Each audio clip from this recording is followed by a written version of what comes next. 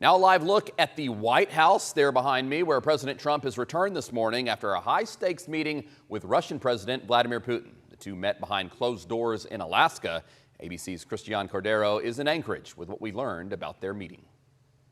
President Trump is back in our nation's capital following a high-stakes meeting with Russian President Vladimir Putin. On Friday, the two sides holding a news conference and shaking hands after speaking behind closed doors. I believe we had a very productive meeting. There were many points that we agreed on, most of them, I would say, a couple of big ones that we haven't quite gotten there, but we've made some headway.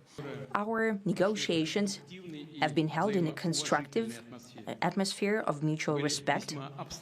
We had very thorough negotiations that were quite useful.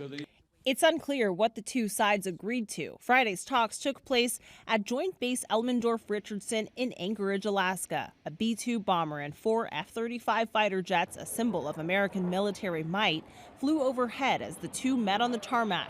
Then, with the backdrop of pursuing peace, the U.S. delegation led by President Trump, Secretary of State Marco Rubio, Special Envoy Steve Witkoff, and the Joint Chiefs of Staff sitting across their Russian counterparts. One key person not in attendance, Ukrainian President Volodymyr Zelensky.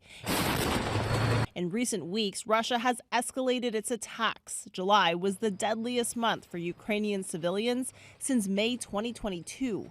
Zelensky calls this week's strikes a sign Putin is not prepared to end the war, adding he wants a ceasefire and security guarantees that would protect Ukraine from further Russian aggression. Christian Cordero, ABC News, Anchorage, Alaska.